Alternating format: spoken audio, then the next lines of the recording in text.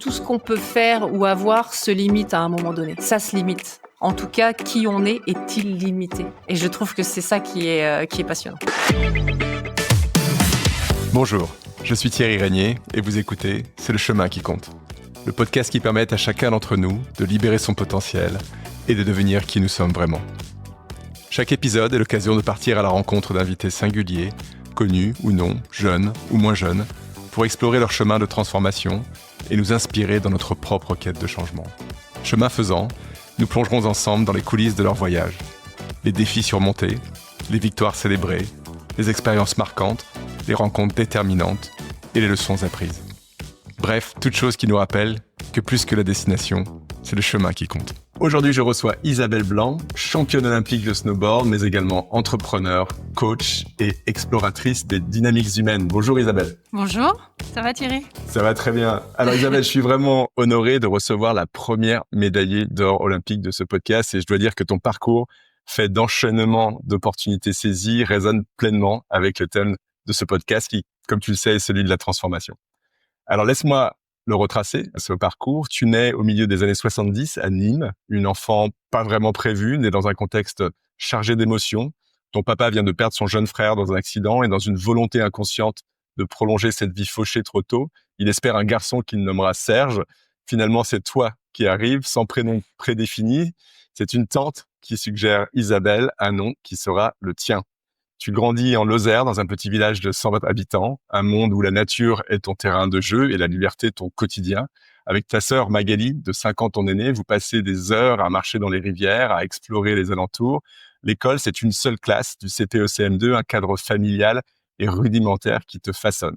Mais à la maison, les difficultés financières sont bien présentes. Tes parents, hôteliers, restaurateurs, peinent à faire tourner leur affaire. L'opportunité qui change tout arrive au début des années 80. Un client de leur hôtel leur parle d'une offre de gérance à l'Alpe d'Huez. En quelques mois, ta famille s'installe en altitude dans cette station en plein essor. Pour toi, c'est un choc.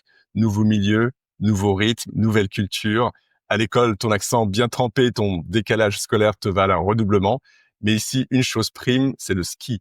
Tous les enfants le pratiquent et pour l'intégrer, il faut y mettre toi-même. Ta mère, ancienne skieuse, t'encourage naturellement dans cette voie. Le ski devient ton passeport, tu rejoins le ski-études de Villard-de-Lans à 13 ans, et comme tu le dis, pendant que ta sœur brille sur les pistes de danse, toi, tu cherches ta place sur les pistes de ski. Mais ce n'est pas la glisse qui t'anime le plus, c'est l'esprit d'équipe, les entraînements, la dynamique des compétitions. À 16 ans, un événement inattendu change ta trajectoire. Ta sœur gagne un snowboard en boîte de nuit. Intrigué, tu laissais sur la piste des idiots devant l'hôtel familial, une révélation. Rapidement, le ski s'efface pour laisser place à cette discipline encore marginale. Le snowboard est mal vu dans les stations, interdit même sur certaines pistes. On te met dehors du ski-études. Qu'importe, tu fonces et en 1994, tu participes au premier championnat du monde junior. Et tu les remportes. La même année, une wildcard t'ouvre les portes de la Coupe du Monde à Champs-Rousses. Tu dois monter un business plan, trouver des sponsors pour financer tes compétitions et peu à peu, le snowboard s'impose dans le paysage sportif et en 1998, il devient discipline olympique. Nagano est ta première expérience olympique. Tu es favorite en slalom géant, mais ton rêve de médaille s'effondre sur la dernière porte, laissant la victoire à ta rivale et amie, Karine Ruby. Une énorme déception. Tu prends conscience que tu skis avec un mauvais état d'esprit, animé par une énergie de revanche, un poison pour la performance. C'est le début d'un long travail sur toi que tu commences. Une amie te pousse à consulter une préparatrice mentale et à 22 ans, tu apprends à mieux te connaître, à canaliser tes émotions. À Salt Lake City en 2002, tout s'aligne. Tu es en finale olympique face à Karine Ruby, encore elle, mais cette fois, tu es dans le bon mindset. L'énergie est là, un duplex en direct avec ta famille à l'Alpe d'Huez te transcende et tu t'écroches l'or, la consécration. Mais la vie est faite de hauts et de bas. Turin 2006 ne se passe pas comme prévu. Peu après, un drame familial t'arrache à la compétition et à 30 ans, tu raccroches le snowboard. Pas d'études en poche, mais une soif d'apprendre insatiable. Tu explores la production vidéo, la communication, même la politique locale. Tu interviens en entreprise, mais tu ressens un manque de légitimité. Le coaching devient alors une évidence pour toi et en te formant, tu trouves les outils qui te permettent de transformer ton expérience en véritable levier pour les autres. Aujourd'hui, c'est ce qui t'anime, aider, transmettre, éclairer. Tu as trouvé un nouveau terrain de jeu, plus intérieur, où la transformation est toujours au cœur du chemin. Pour toi, la vie est une succession d'opportunités à condition d'oser les saisir. Parce que, comme ton parcours le rappelle, la transformation n'est pas un point d'arrivée, mais bien un chemin. Bienvenue sur le chemin, Isabelle. Merci Thierry pour cette présentation. Excellent. Avant de rentrer dans le vif du sujet, justement, j'ai envie de te faire réagir sur le chemin que je viens de retracer. Qu'est-ce que ça évoque pour toi et qu'est-ce que tu ressens en reparcourant ce chemin? Là, j'allais dire 50 ans pour finalement, 2 minutes. C'est ça? En fait, c'est plutôt des émotions qui me traversent, c'est des images. Ça va vite parce qu'effectivement, tu résumes parfaitement et à la fois tout ce qui me vient est chargé en fait, parce que je repense à tous ces moments et c'est agréable. C'est agréable et à la fois je me dis: «Purée, c'est vrai qu'on peut résumer ça très vite en fait».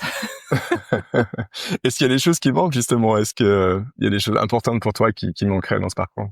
Alors, oui, les opportunités qui se sont ouvertes parce que c'est vrai venant d'un petit village de Lozère où on était 180, me retrouver, dans un sport d'hiver et à ce niveau-là, alors qu'à la base, c'est un sport jeune, hein, enfin aujourd'hui moins, mais à l'époque c'était un sport jeune. Donc c'est une succession d'opportunités qui se sont présentées. Il est vrai que le passage que j'ai fait, quand, je suis partie 3 mois en Australie à l'âge de 16 ans, ça a été aussi un moment fort dans ma vie. Ça a été 3 mois qui ont été compliqués parce que j'avais jamais pris l'avion, j'étais jamais partie si loin, j'avais un anglais, qui était déplorable, donc j'ai dû me débrouiller et j'ai appris à compter sur moi, en fait, et à pas appeler ou à demander de l'aide à chaque fois à papa, maman. À 16 ans, c'est souvent ce qu'on fait quand même, hein, mais là, j'ai appris beaucoup sur moi déjà et puis la langue aussi, le fait de pouvoir s'exprimer dans une autre langue, notamment l'anglais, a été, hyper important pour moi dans la suite de ma vie avec les opportunités qui se sont présentées, notamment, l'accès au snowboard et aux compétitions à haut niveau en snowboard. Il y avait pas d'organisation, il y avait pas de fédération, il y avait pas d'équipe de France, donc on se débrouillait quoi. C'était le système D, trouver de l'argent, s'entraîner, payer un entraîneur, se déplacer. Voilà, tout ce système D, pour moi, ça a été une chance, je dirais, pour, expérimenter la vie et limiter mes attentes. Parce que souvent on est beaucoup en attente et j'ai appris à limiter ces attentes et à compter, plus sur moi. Moi, ça a été ma chance, ce voyage en Australie et puis cette possibilité de faire du snowboard derrière.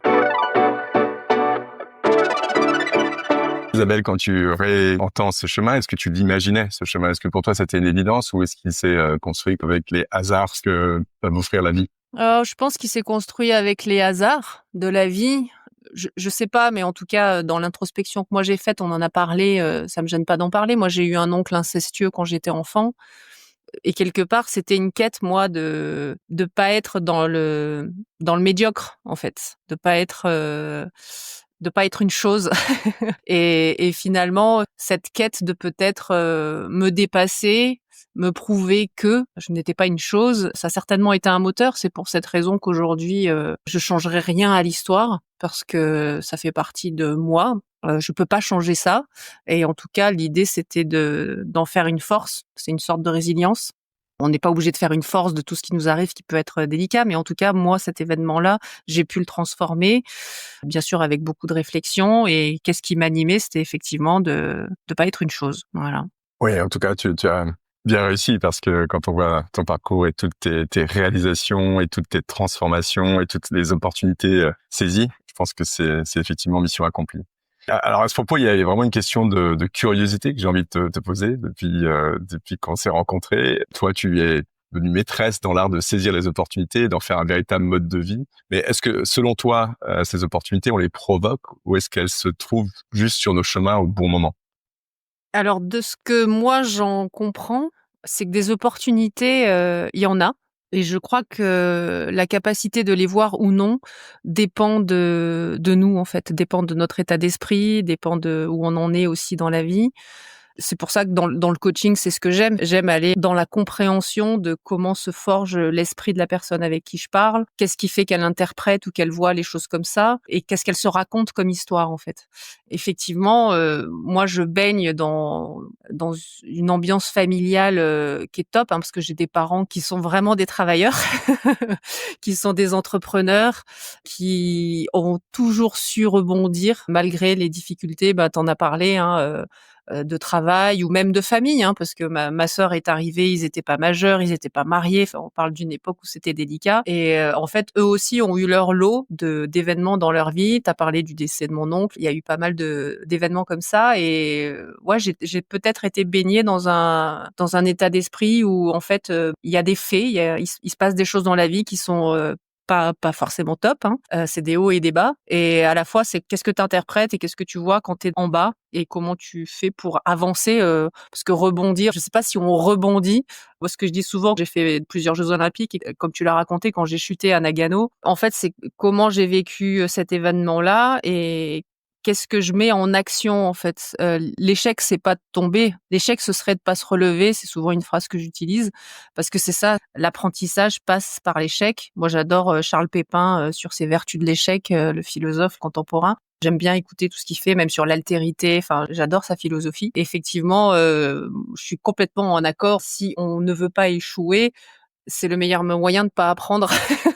Donc je dirais, rebondir non, c'est plutôt se mettre en action.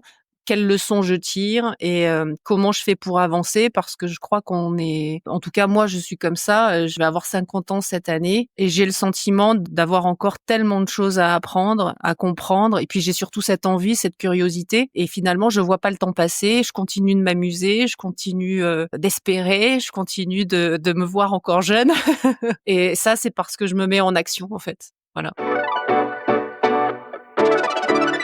C'est intéressant ce que tu dis et j'essaie de me mettre dans la peau de nos auditrices et de nos auditeurs et même de moi qui n'avons pas peut-être les mêmes facilités pour Mmh. faire de ces difficultés des opportunités et de voir les opportunités parfois là où elles ne seraient pas a priori. Qu'est-ce que tu as à donner comme conseil pour ces personnes? Alors, faut savoir que notre cerveau, il s'entraîne aussi, hein. C'est comme le reste, c'est une façon d'entraîner aussi le cerveau. C'est quelque chose qui doit se faire au quotidien. Déjà, j'encouragerais à se questionner. Alors c'est difficile, hein, quand on est tout seul, quand on est dans une difficulté, de se dire: «Mais qu'est-ce que je peux en tirer? Et si c'était pas que pour m'apporter du malheur, mais qu'est-ce que je pourrais en tirer de positif de ce moment-là ou de cette histoire-là?» Alors selon l'événement, selon la situation, bien évidemment, il y a des deuils, il y a des séparations, il y a des choses qui sont très lourdes. Il y a des phases, on connaît, hein, il y a ces phases de deuil qui sont, à respecter. Mais en tout cas, je dirais que c'est toujours le questionnement, en fait. L'émotion prend tellement le dessus qu'on retombe dans des schémas automatiques qui font qu'on perd le raisonnement. Et c'est ça qui fait que parfois on va rester dans des états émotionnels, très forts. L'émotion, elle est là pour nous donner une indication, qu'il se passe quelque chose de particulier, qu'il serait bien d'y réfléchir et souvent on oublie de réfléchir. Donc ce que j'appelle réfléchir, c'est se poser les questions, amener à la réflexion, amener au raisonnement. Et la première des choses, c'est prendre du recul et raisonner quand on a une émotion. Et c'est vrai que, comme tu disais, gérer les émotions, les athlètes, on a des intensités émotionnelles, même si c'est, on sauve pas des vies, tu vois? On fait juste du sport, on s'amuse, mais malgré tout, voilà, quand on va participer à des Jeux olympiques, on a des intensités émotionnelles qui sont très fortes. Quand on est prétendant une médaille, c'est d'autant plus. Et heureusement qu'on a cette capacité à les comprendre et à les gérer et faire un pas de côté. Donc selon ce que vous vivez, même si c'est difficile, effectivement, le raisonnement va être une possibilité de percevoir les choses peut-être différemment ou d'entrevoir des solutions qui peuvent être que les vôtres, hein, parce que les conseilleurs sont pas les payeurs. C'est une phrase un peu bateau, mais c'est un peu vrai. Moi, ce que j'aime, c'est questionner dans mes accompagnements parce que conseiller quelqu'un, si au fond de lui, les choses ne sont pas débloquées, si certaines croyances ne sont pas amoindries, on n'arrivera à rien dans le passage à l'action. L'important, c'est que la personne fasse son chemin par elle-même et donc le questionnement est un moyen, d'arriver à trouver, le raisonnement qui va permettre à trouver des solutions. Donc, dans l'adversité, être à l'écoute de ses émotions, faire une pause, un pas de côté et essayer de rationaliser Mmh. un petit peu l'événement et d'essayer d'en tirer un enseignement pour pouvoir continuer à avancer. Oui, c'est ça. Puis, tu vois, ça me fait penser là, dernièrement, donc j'avais, des amis qui venaient, au sport d'hiver et un petit garçon de 7 ans qui allait passer sa 1re étoile. Je l'ai au téléphone le soir, il me disait: «J'ai peur, j'ai peur» et du coup, je lui disais: «Et si cette peur, c'était un ami, c'était un allié? Parce que demain, qu'est-ce que tu fais?» «Bah, je vais passer ma 1re étoile», mais je dis: «Est-ce que tu passes ta 1re étoile tous les jours?» Et il me dit: «Bah non». Je fais: «Bah, est-ce que c'est pas un événement particulier?» «Bah si». Je fais: «Donc est-ce que ton corps se prépare pas à faire quelque chose de particulier?» «Bah peut-être». Je fais: «Et donc cette peur, c'est peut-être un allié qui indique à ton corps qu'il se prépare pour quelque chose qui est différent, qui va être particulier. Et ça, c'est une perception, c'est-à-dire c'est où j'ai peur et je me dis que c'est le stress et que ça va m'handicaper, ou je commence à comprendre ce qui est en train de se générer en moi, il va se passer quelque chose d'exceptionnel pour moi, c'est nouveau. Eh bien, cet état de stress, on sait, ça fait bon, ça génère au niveau physiologique des priorités au niveau de notre corps, sur une acuité visuelle, une capacité cardiaque, des choses comme ça. Et suffit de le comprendre pour se dire, en fait, là, ce qui se passe, c'est bien. Et donc, j'ai fini la conversation, je lui dis: «Mais heureusement que tu as cette peur, parce que demain, c'est un jour particulier». Et c'est une façon de dompter ces moments-là. Pour rebondir sur la notion de préparation mentale, tu prenais l'exemple de Nagano où tu disais toi-même que tu skiais ou en tout cas tu étais en compétition avec le mauvais état d'esprit. 4 ans plus tard, tu as fait cette préparation mentale, tu t'es fait accompagner, aider, coacher Mmh. et là tu arrives avec le bon état d'esprit et tu gagnes. Donc, comment tu analyses avec le recul en fait maintenant cette différence d'approche en fait des deux compétitions et pourquoi dans un cas tu perds et dans un cas tu gagnes? On est notre pire ennemi, je crois, dans tout ce qu'on pourrait entreprendre. Avant de faire, les formations de coaching et puis surtout l'expérience de coacher parce que apprendre quelque chose, c'est une chose, mais l'expérimenter, c'en est une autre. Maintenant, avec le nombre d'accompagnements que je fais, je vois bien que c'est vraiment les histoires qu'on se raconte qui sont des pièges dans lesquels on s'entraîne et l'idée, c'est de sortir de ça, en fait. Donc moi, ce qui s'est passé, c'est que je suis sortie d'un système, d'une histoire que je me racontais parce que comme tu l'as dit, à l'époque, je faisais du ski alpin à un bon niveau, mais j'aurais jamais, forcément percé. Mais je change de sport. C'est un petit peu comme, pour ceux qui connaissent le tennis et le paddle, quand on a eu un très bon niveau en tennis, on a des facilités en paddle parce que c'est un sport qui est émergent. Bon, moi, j'avais un bon niveau en ski et le fait que je passe au snowboard, j'avais des facilités. Et du coup, quand j'ai changé de sport, effectivement, le ski études où j'étais n'était pas prêt et ne proposait pas de snowboard. Donc, on m'a dit: «On ne peut pas te garder». Mais moi, à l'époque, à mes 17 ans ou 18 ans, l'interprétation que je fais de ça, c'est que je le prends contre moi. C'est méchant, ils m'en veulent. Quand je vais sur une piste d'entraînement qui est dédiée donc au ski, le responsable des pistes me propose d'y aller. Des écoles de ski, qui eux avaient la main mise sur cette piste, me demandent de partir parce que le snowboard n'était pas encore bien vu. Et en fait, eux, ils ont fait comme ils ont pu avec les informations qu'ils avaient. Et moi, de mon côté, je ressens un rejet, en fait. Et donc, face à ce rejet, se construit toute une histoire que je me raconte. Et en fait, cette interprétation, moi, que je fais, c'est un rejet. Et du coup, je me raconte une histoire qu'à un moment donné, je vais leur montrer que c'est donc une revanche qui se met en place, qui est pas du tout adaptée parce que je suis la seule à la vivre, parce que c'est une histoire que je me raconte et finalement ça me fait passer à côté d'une médaille, à Nagano. Moi le moteur, c'est certainement pas la revanche ou ce genre de mindset. Ça peut l'être pour d'autres personnes parce qu'on est tous différents et l'important c'est de se connaître, apprendre à se connaître pour savoir qu'est-ce qui nous fait avancer ou pas et ensuite faire le nécessaire. Mais moi effectivement, je suis plutôt quelqu'un qui suis dans le partage, dans la joie. C'était pas propice à Non, te permettre de donner le meilleur de toi-même, non. de faire Pas appel du à ton tout, plein potentiel. pas du tout. Alors qu'effectivement, tout le travail que j'ai mis en place et ce qui s'est passé jusqu'à Salt Lake City, donc les 4 années, parce que c'est 4 années de compétition aussi, il y a eu beaucoup de changements dans mon environnement, dans mes relations, dans Ouais, justement, qu'est-ce qui a changé un petit peu? Est-ce que tu peux nous dire et comment ce travail de préparation mentale t'a aidé aussi? oui, alors, je vais peut-être dire des choses très basiques, mais tellement vraies. Déjà, j'avais une préparatrice mentale qui était psychologue. Donc déjà, ça a été un travail sur, mes origines, qui je suis, d'où je viens, qui sont mes parents.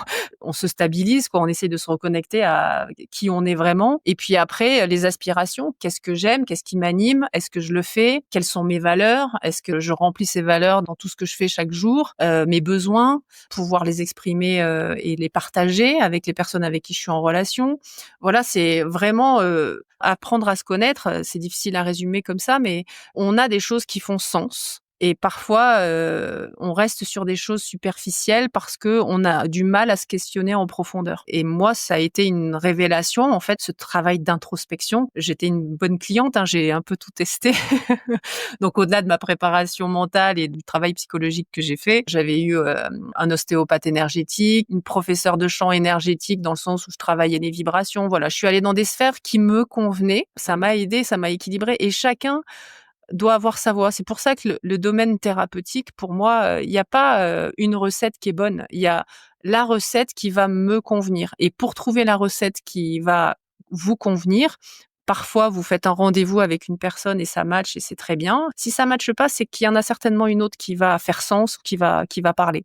Moi, j'ai exploré et tout en explorant, je faisais des choses que j'aimais, qui me permettaient de m'équilibrer, de m'aligner. J'aime bien cette métaphore qui est de dire, en fait, on est comme des bateaux et la raison de vivre d'un bateau, c'est d'aller sur l'eau. En revanche, si le bateau est percé, si quelque chose rentre, c'est là où on va se perdre. La connaissance de soi, c'est de faire en sorte de bien connaître son bateau pour pouvoir naviguer sans être perturbé par ce qui se passe à l'extérieur. C'est un petit peu ça, pour moi, l'alignement. Isabelle, toi, est-ce que tu peux nous parler peut-être de rituels, d'habitudes ou même d'influences, de rencontres qui t'ont accompagné sur ton chemin et qui t'ont peut-être aidé à devenir qui tu es aujourd'hui? Alors je fais les gros yeux là parce que tellement. Tellement. Ouais, oui, bien sûr, les événements de la vie, mais bons comme, moins bons, hein, ça m'a façonnée. Après, pour parler de rencontres, les rencontres amoureuses que j'ai pu faire m'ont toutes beaucoup appris. Chaque histoire m'a fait grandir, même si parfois, c'était douloureux, dans les séparations ou autres, mais en tout cas, j'en tire toujours quelque chose et je me dis que si je suis pas encore tombée sur la bonne personne, c'est que j'ai encore à apprendre. Du coup, voilà, vivement le prochain apprentissage. Après, il y a ma sœur qui est hyper importante. On a des parcours de vie qui sont bien différents et pourtant, l'une pour l'autre, on est vraiment un socle. Je pense que ça, c'est important d'avoir quelqu'un, sur qui compter comme ça. Ta sœur Magali? Ouais, Magali, ma sœur, ouais. En fait, elle a enclenché plein de choses qui ont changé ma vie, hein. C'est elle qui a gagné un snowboard, et du coup, je me suis lancée dans le snowboard. Voilà, c'est des opportunités que j'ai eues et après effectivement, nos vies, n'ont pas eu les mêmes chemins et c'est vrai que moi, dans le sport, j'ai eu de la réussite. Elle, au niveau professionnel, a beaucoup de réussite aussi, mais au niveau de sa vie perso, a eu des moments très difficiles. Donc, ouais, ma sœur est hyper importante, c'est un équilibre. Et puis là, oui, dernièrement, quand même, depuis que je me suis lancée dans le coaching, donc l'organisme de formation avec qui je travaille, hein, Odébi, son fondateur, Johan Duclos, je suis toujours stupéfaite par son humanisme, en fait. C'est déjà ça qui m'a attirée d'en faire la formation avec lui. Et en fait, plus je pratique, plus je suis encore étonnée de son humanisme, en fait, et de sa capacité à comprendre et à tenter les choses. Donc, c'est très inspirant pour moi. C'est ma sœur qui dit: «On vit dans un monde d'humains, donc autant pratiquer l'humanité». Et en termes de rituels ou d'habitudes, est-ce que toi, tu as développé des routines, des choses que tu fais, je dirais quotidiennement ou très régulièrement pour t'aider dans ton parcours, dans ton chemin?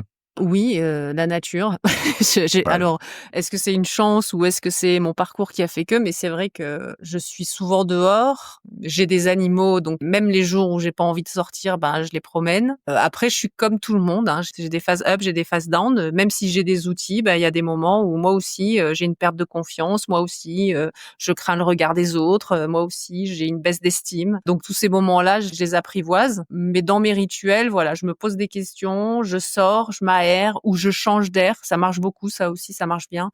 De vraiment partir, changer d'air, 2-3 jours, se couper un petit peu. Mmh. Ça, c'est des rituels qui sont importants. Et puis, moi, ce qui me fait du bien aussi, j'ai besoin de regrouper. Ma sœur, elle te dirait, Isabelle, c'est la spécialiste de la création de souvenirs.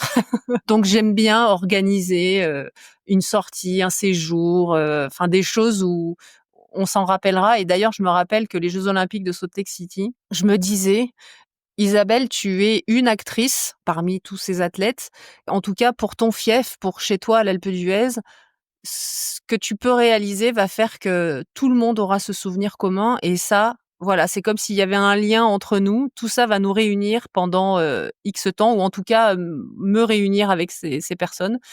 Et c'est vrai que pour l'Alpe d'Huez, ça m'a vraiment animée de créer cette victoire pour créer ce lien entre nous, ce souvenir, en fait. C'est beau ce que tu dis en fait, d'être actrice de ta propre vie et être créatrice d'événements assez fabuleux qui rassemblent aussi les gens entre eux. C'est une belle perspective sur les moments de vie, de nos vies tout court, je trouve. voilà, vivre autre chose autrement, se rencontrer Ouais. autrement et créer un souvenir, quelque chose d'un petit peu particulier. En fait, des expériences. C'est-à-dire plutôt que Ouais. d'amasser des biens matériels, autant créer des expériences qui, elles, peuvent Mmh. potentiellement changer nos vies. Oui, complètement. Et après, dans ce que tu dis, ce qui me vient là, c'est il y a ces 3 socles qui sont, faire et avoir. Ça, on l'apprend très vite, hein, il faut faire. Et il y a un élément essentiel qui manque dans la matrice là, c'est être.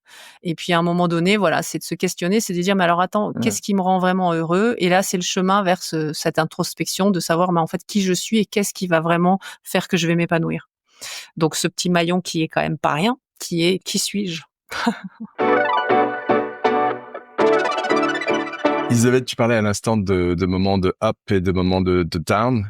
Ça m'intéressait de voir les moments de doute ou d'incertitude que tu as pu rencontrer. Comment tu les as finalement adressés? Comment tu les as contournés ou traversés? Alors surtout pas, contourner. Je vis l'émotion, je vais à sa rencontre. J'essaye de comprendre, ce que je peux en tirer de ça et de réaliser qu'en fait, c'est un fait, que je ne peux pas le changer. Du coup, qu'est-ce que moi je peux faire pour vivre mieux avec? Voilà. Bah, parfois, il y a des jours où pour vivre mieux avec, j'ai besoin d'y penser, j'ai besoin de pleurer et de rester chez moi et de peut-être pas sortir. Mais l'idée, c'est de l'accepter et je garde à l'esprit que c'est quand même l'action qui permet de sortir de certaines choses. Et après, j'ai de la chance parce que je suis très bien entourée, parce que ce qu'on n'est pas capable de voir, les feedbacks, hein, moi j'en ai eu plusieurs dans ma vie qui ont été pertinents à des moments clés. Le feedback, parfois, il est difficile à encaisser, mais au moins la personne qui le fait, elle a le courage de le faire déjà. Ouais, j'imagine que là, tu parles de feedback constructif parce que les feedbacks positifs, on les prend plutôt toujours pas mal. Oui, oui. Moi, j'en ai un très fort là, c'est justement après Nagano où j'ai fait une chute, donc à ces fameux Jeux olympiques où que je rate. Donc je suis dans un processus de victimisation, de plainte, bien sûr, voilà et quelque part, j'ennuie, pour le dire, plus crûment et j'ai Julie Pomagalski et je pense à elle parce qu'elle n'est plus de ce monde non plus, qui en tant qu'athlète aussi, hein, me dit: «Écoute Isabelle, moi je suis pas ta psy, je suis pas une psy, je peux pas t'aider. Ça fait plusieurs jours, enfin des mois que tu te plains et franchement c'est pénible quoi. Donc la seule chose que je peux faire pour toi» et là elle me tend une carte et c'était la carte de ma psychologue et préparatrice mentale.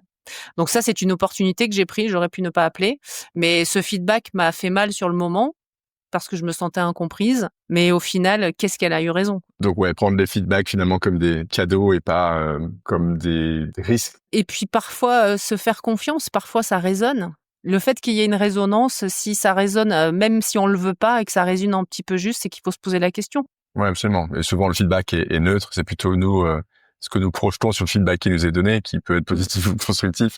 Mais prendre le feedback est plutôt une bonne opportunité de transformation. Et toi, Oui. tu l'as évidemment démontré, quoi.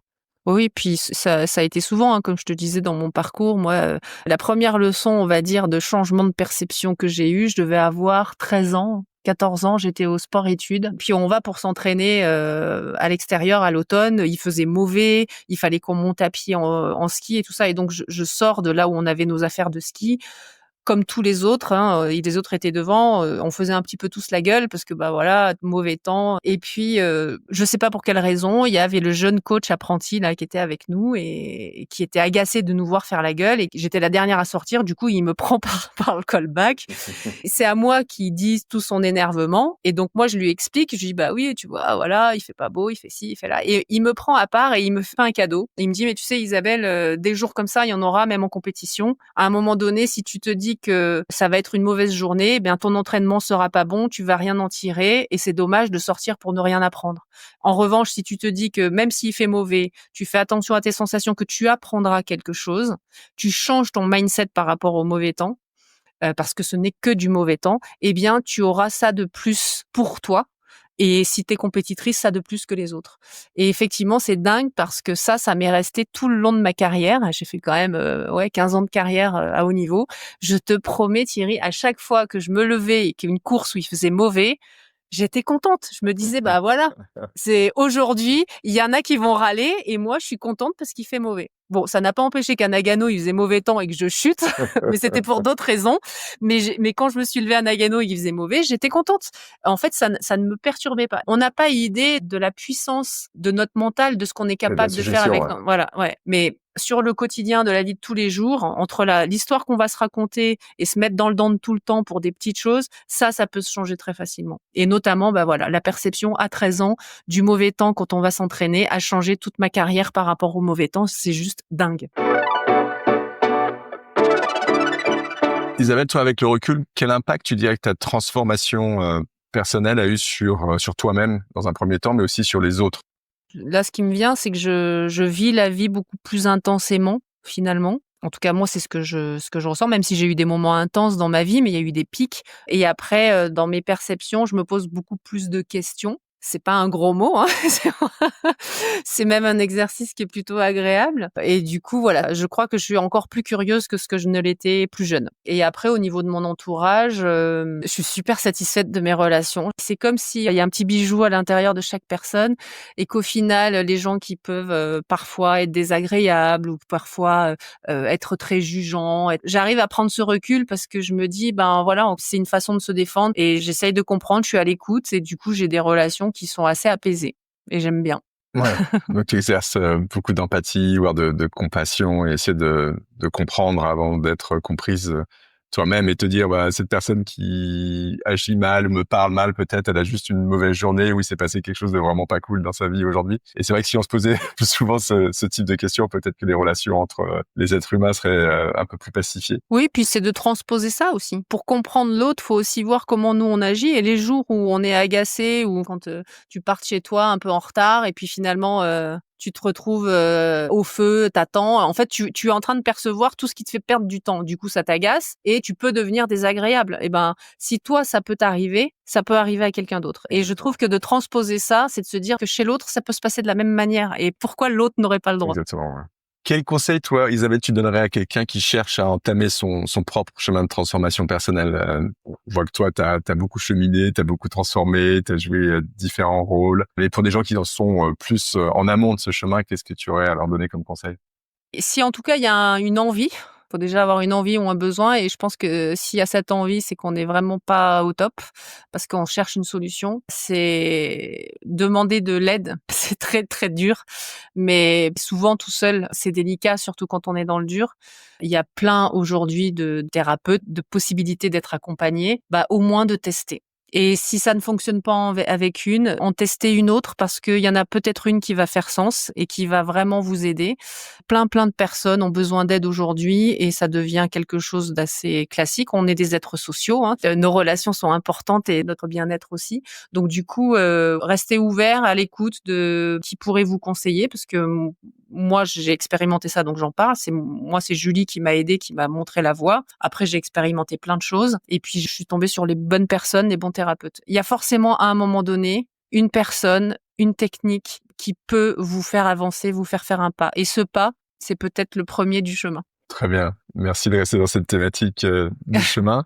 Précisément, à quoi ça ressemble la suite du chemin pour toi, Isabelle? Est-ce que tu l'as imaginé? Est-ce que tu l'as déjà rêvé? Oui, eh bien écoute, je suis en plein dedans, hein. Là, je suis à l'aube de mes 50 ans. J'ai un regain d'énergie. Je sais pas à quoi c'est dû, peut-être une séparation récente. En tout cas, gros changement pour moi dans cette vie à l'aube de ces 50 ans. Donc je me challenge. Sur les réseaux sociaux, j'ai un challenge qui est en cours sur des courses à pied, voilà, pour vraiment me remettre dans le sport et essayer de rencontrer des gens au travers de courses de 10 kilomètres. Ensuite, j'ai un projet, comme un petit peu ce que tu fais, d'une chaîne YouTube. Donc, c'est mon projet 2025 avec toute une mise en scène sur la thématique, bien sûr, du coaching. Donc ça, c'est des projets qui sont en cours. Voilà, ma sœur me disait, à 50 ans, c'est la jeunesse de la vieillesse. Si tu as encore un challenge, c'est maintenant. Alors, du coup, je m'en suis mis plusieurs pour cette année, tu vois. Super. Isabelle, est-ce qu'il y a quelque chose qu'on n'aurait pas évoqué qui serait important pour toi de partager avec nos auditrices, nos auditeurs? Je sais pas, ça peut être ton actualité ou une information qui te tient à cœur. Comme je te disais tout à l'heure, pour moi, ce qui est important, c'est ça. On sait faire pour obtenir des choses. Il nous manque juste ce petit maillon qui est juste qui suis-je. Et moi, je suis vraiment là-dedans après avoir fait tout ce que j'ai fait. Et c'est infini, en fait. C'est infini. Parce que tout ce qu'on peut faire ou avoir se limite à un moment donné. Ça se limite. En tout cas, qui on est est-il limité. Et je trouve que c'est ça qui est passionnant. Merci pour ça, Isabelle. Alors, c'est pas tout à fait fini. Avant de se quitter, je vais te soumettre à une tradition de ce podcast qui s'appelle les questions mitraillettes. Donc, l'idée, c'est de répondre à un maximum de questions en moins de 2 minutes. Est-ce que tu es prête? Ready. Ok. Qu'est-ce que tu lis comme livre en ce moment? Avoir le courage de ne pas être aimé. Est-ce qu'il y a un livre particulièrement qui t'a marqué ou influencé dans ta vie? Le premier livre sur la connaissance de soi, les 4 accords Toltec. Est-ce qu'il y a une musique que tu écoutes en boucle en ce moment? Oui, le classique, c'est Satie, Ginopédie. Quelle est ta citation préférée? L'échec n'est pas la chute, l'échec serait de ne pas se relever. Quelle est la personne qui t'inspire le plus? Ma sœur. Comment commences-tu ta journée? Je bois de l'eau chaude. Quel talent aimerais-tu avoir? L'oreille absolue, voilà. Quelle est ta plus grande force? Percevoir les opportunités. Qu'est-ce qui te donne le plus d'énergie? La nature. Quel est le meilleur conseil que tu aies jamais reçu? Tu peux changer ta perception. Quel est ton meilleur remède contre le stress? Me dire que c'est parce que je me prépare à faire quelque chose d'exceptionnel. Qu'est-ce que tu aurais aimé savoir quand tu avais 20 ans? Que je serai la femme que je suis aujourd'hui. Qu'est-ce qui t'énerve le plus? D'aller voir la brindille qu'il y a dans l'œil du voisin plutôt que de regarder la poutre qu'on a dans le sien, quoi. Voilà. Qu'est-ce qui te donne le plus d'espoir? Franchement, c'est les accompagnements que je fais.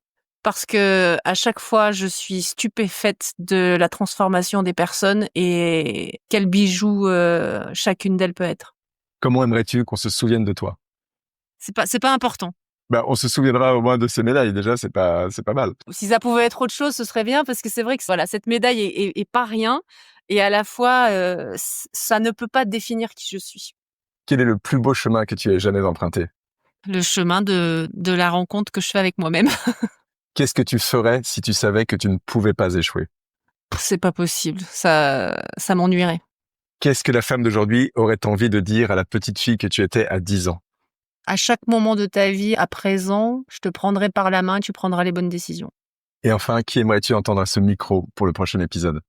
Moi, je te proposerai Johan, qui est le fondateur donc de Haut Débit, là, avec qui je travaille, Johan Duclos. Et puis peut-être ma sœur, Magali. Écoute, on attend de là où les recevoir sur le podcast avec impatience. Merci en tout cas, Isabelle. Merci à toi, de Thierry. ton temps. Merci d'avoir partagé avec beaucoup d'authenticité ton parcours. Et puis, je te souhaite le meilleur pour la suite du chemin. Ouais, merci toi aussi, Thierry. À une prochaine, j'espère. Merci d'avoir écouté cet épisode. Avant de nous quitter, voici les quelques pépites que je retiens de la conversation avec Isabelle.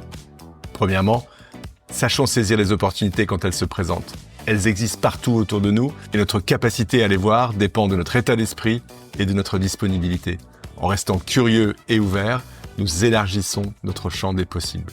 Deuxièmement, interrogeons nos croyances et les histoires que nous nous racontons. Nous sommes souvent piégés par nos propres interprétations des événements. Apprenons à prendre du recul, à questionner nos pensées et à choisir celles qui nous servent plutôt que celles qui nous enferment.